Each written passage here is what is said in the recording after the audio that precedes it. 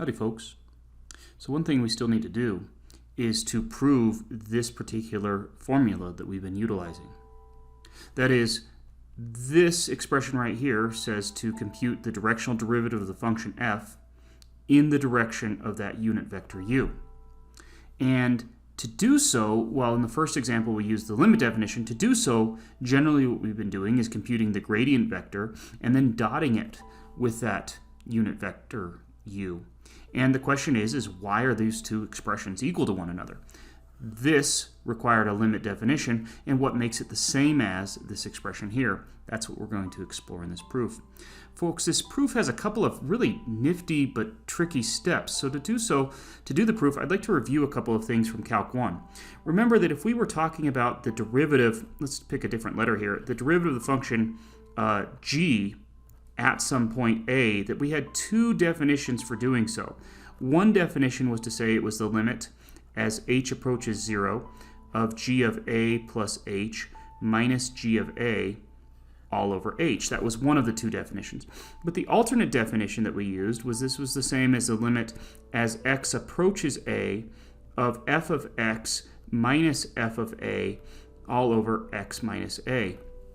And the reason why I point that out here is at some point in this proof, we're going to take an expression that looks like this and reframe the way we think about it to be an expression that looks more like this. So keep that on the back burner as we're working through this proof. So the first thing we should say is let's let u be this unit vector here that has components u1 and u2. Notice that if you were to take the magnitude of this, you get 1. And let's go ahead and compute the directional derivative of the function f at the point AB in the direction of the vector u. So that is equal to the limit as h approaches 0 of f of a plus u1h, comma, b plus u2h minus f of AB all over h. That is the limit definition of the pointwise directional derivative for this function f at the point AB. Now what we're going to do here, folks, is a really clever move where we are going to now consider this expression in some way as the limit definition of a function of the limit definition of the derivative of a function of h. That is, we started out with this right here to compute a pointwise derivative, but what we're going to do instead is we're going to think about it as a function of the variable h. So the first thing we're going to do is let's go ahead and say let's let x of h be the function a plus u1h, and let's let y of h be the function b plus u2h. And then we're going to have some nested functions sitting in here. So the first thing to notice is that if h is 0, if we were to take x of 0, that this would just give us a. And if we were to take y sub 0, that this would just give us b for these functions here. Okay. So let's look at this expression right here, f of ab.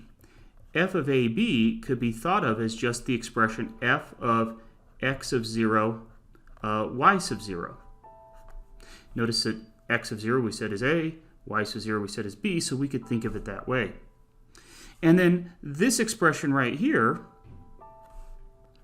is just our x of h, and this expression right here is just our y sub h. So let's rewrite this limit, and we're going to do two interesting things here. So the first thing is we'll say that's the limit as h approaches 0 of f of, and then here I'll just put x of h, comma, y sub h, minus, and then this is f of x of 0, comma, y sub 0, all over, and then the last trick isn't really that big of a trick at all, but I'm going to write that as minus 0.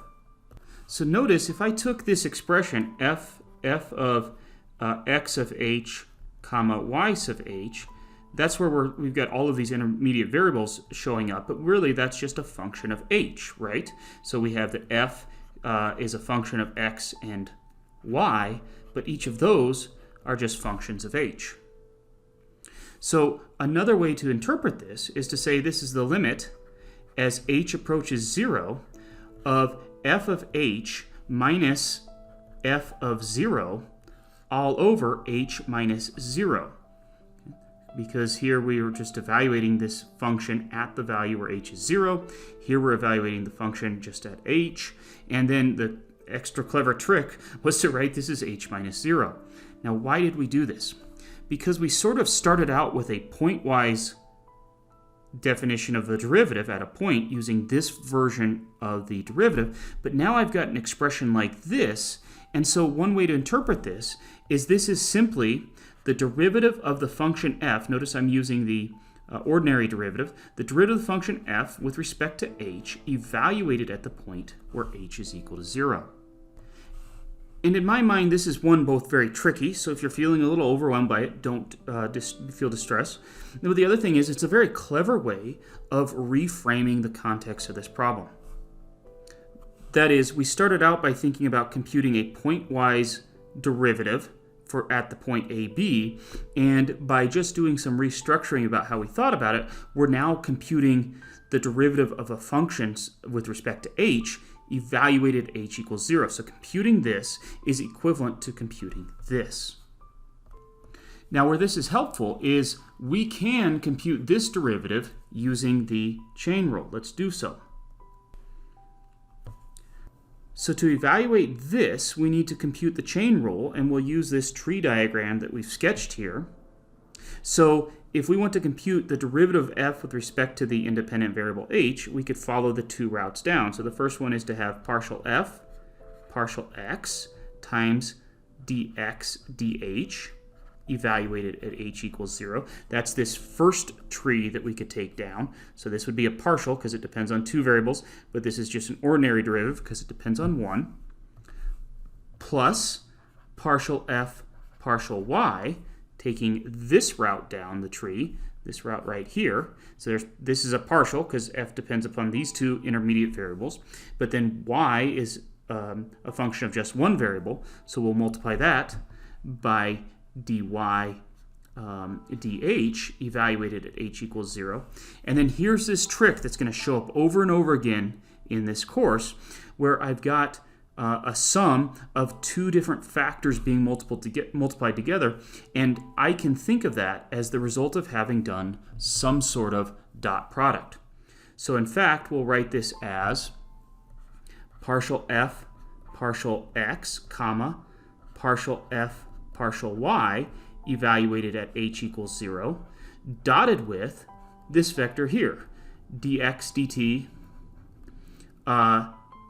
comma, dy dt.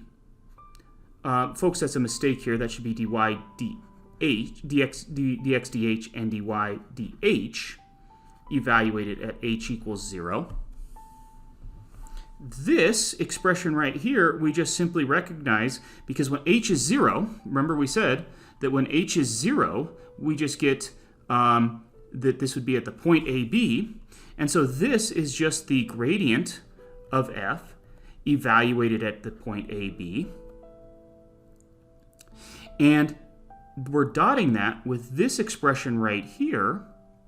But if we were to go back and look at if we take the derivative of this function, it would just be u1. So if we were to take, notice if we take x prime of h, that would just be equal to u1. And so if we take x prime evaluated at 0, we still just get u1. Likewise, y prime of h, taking the derivative of this component, we would get u2. Again, h is the variable, and so this is a constant plus u2 times the variable h. So its derivative is just u2. And if we take y prime of 0, we still get u2. So plugging that information into here, we just said that dx dh evaluated at 0 is u1. That's a u1, comma, and dy dh, which is u2 when we evaluate it at 0, is u2. And here we have that this is equal to the gradient of f evaluated at that point, dotted with the directional vector u, proving what we were hoping to do. Folks, I thought this was a neat proof. It also challenged the way we thought about derivatives, sort of manipulating between a pointwise definition and thinking about the derivative as a function, then evaluated at a point. It was kind of a nifty trick. So folks, if you have any questions on this, let me know. But I'll see you in the next video. Thank you very much.